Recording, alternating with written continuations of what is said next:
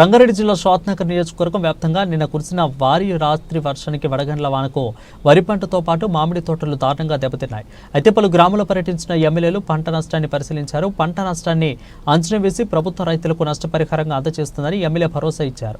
ఇక ప్రతి గ్రామంలో ఎంత మేరకు కూడా వర్ష ప్రభావం వల్ల పంట నష్టం జరిగిందో తెలుసుకోవాలని అధికారులకు ఆదేశాలను జారీ చేశారు.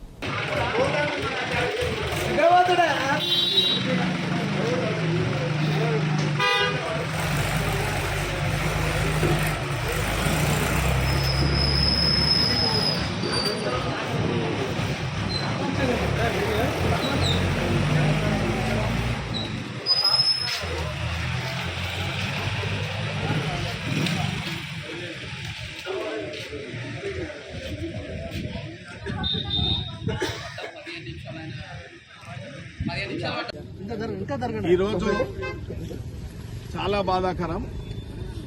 అకాల వర్షాల ప్రభావంతో వడగండ్ల దెబ్బతోని చిన్న చిలకమార పెద్ద చిలకమారి రైతు పడిగల యాదన్న గారిది దాదాపు 2 ఎకరాల సన్న ఒడ్లు వేసిండు.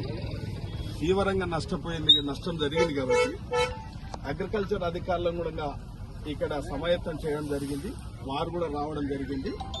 ఈ యొక్క ఎంత నష్టం జరిగినా ఆ నష్టానికి అంతా కూడా నష్టపరిహారం ప్రభుత్వం చెల్లించడానికి, ఎందుకంటే ఈ అకాల వర్షాల వల్ల నష్టం జరుగుతుందని కూడా తెలుసు. ఇది ప్రకృతి ధర్మం, ఎవరు మేము చేయలేము కాబట్టి అయినా రైతును ఆదుకునే బాధ్యత ఈ ప్రభుత్వం మీద ఉంది. పూర్తి బాధ్యత ప్రభుత్వాన్ని కాబట్టి తప్పకుండా ఈ పంట నష్టాన్ని సంబంధిత అధికారులు, అగ్రికల్చర్ అధికారులు వచ్చి అంచనా వేసి ఈ పంట నష్టం ఎంత చెల్లించాలో తప్పకుండా వాళ్ళ అంచనాల ప్రకారం రిపోర్ట్ ఇస్తారు.